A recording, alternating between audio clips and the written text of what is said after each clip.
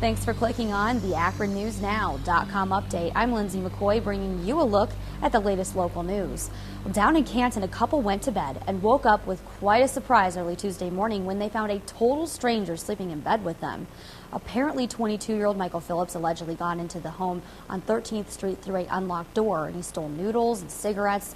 But he didn't immediately flee the scene. No, instead, police say he got into bed with the sleeping homeowners. WKYC Channel 3 News reports Phillips was caught after fleeing the scene when the homeowners woke up, and it's reported that he told authorities he was a ninja. Now he's being held on several charges, including burglary and marijuana possession.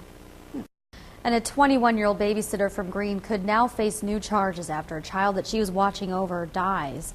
The almost 2-year-old girl was taken to a local hospital in critical condition after her babysitter, Tiffany Calise, reported finding the girl unconscious in her bathtub on Tuesday. An autopsy for the child is scheduled for today, and Calise was booked into the Summit County Jail. She's set to appear in court on child endangering charges.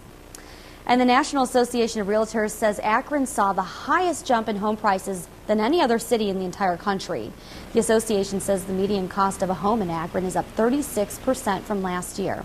This comes as new economic reports show the economic recovery is slowing.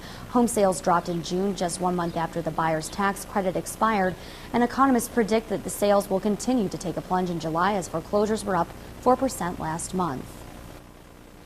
And tough news for the city of Akron's law enforcement officials. Akron Mayor Don Pluskwellic comes up short on a trip to the nation's capital in search for federal funding to keep more than 100 police officers on the job.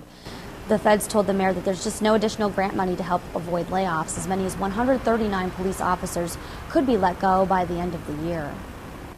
And looking at ways to improve Ohio's economy, Lieutenant Governor candidate Yvette McGee-Brown is running on Governor Ted Strickland's re-election ticket.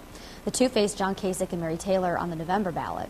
Well, Brown toured Akron Polymer Systems on Gilchrist Road as a part of her City Life campaign tour, and she had a chance to talk strategies when it comes to job creation in the Buckeye State. So what we've been working on the last year is really creating regional identities, what we call these hubs of opportunity. And so when we're in Cleveland, Cleveland's identity and focus will be different than what we have in Akron and what we have in Dayton. But what's key in all of our regions is that we have strong research universities. We think the partnership between research universities and business are really the answer to keeping Ohio at the forefront. And authorities say a suspect has been taken into custody connected to those serial stabbings in 3 states, including Ohio. Police in Georgia have arrested the suspected killer believed to be responsible for a series of attacks, and this is the sketch composite of what police believed the suspect looked like, courtesy of the Toledo Blade. The man is believed to have attacked at least 20 men in Michigan, Ohio, and Virginia since May, killing 5 of them. Most of the attacks happened around the city of Flint, Michigan. Before you sit down to lunch, make sure you check your meal to see if it's not on a new recall list. Fresh Express is voluntarily recalling some of its salad products because of possible health risk from listeria. The California-based company recalling almost 3,000 cases of Veggie Lover salad. The recalled salad mix has a product code of 1208 and use-by date of August 10th. The product was distributed to 13 states, including Ohio.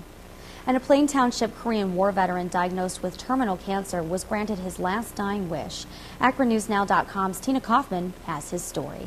Today is a total surprise. I never expected this. 77-year-old Dick Page has been diagnosed with terminal cancer in his bones, but you'd never know it. His personality, beaming smile, and stories of war can captivate you instantly. On Wednesday, he turned another page in his life story, being granted his last dying wish by first laying a brick with his name on it at the Ohio Veterans Memorial Park in Clinton. I'm just touched by it. It's a real honor.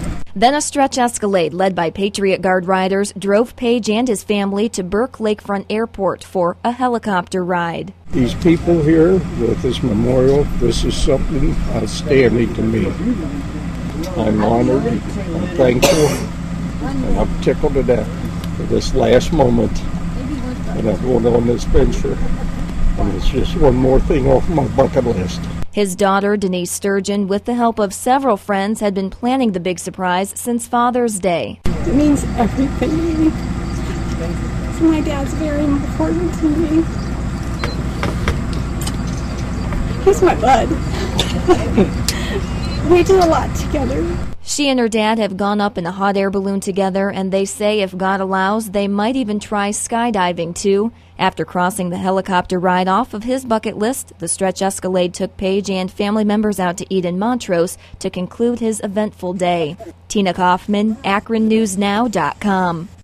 Thanks, Tina. Well, as we look at our Akron area forecast today, plenty of sunshine in the mix. We do have a slight chance for showers, but highs in the upper 80s. For Friday, mostly sunny skies, a high of 89 degrees. And as we look at our 5-day forecast into the weekend, a chance for storms becomes more likely as we reach Sunday with highs in the upper 80s, almost 90 on Saturday.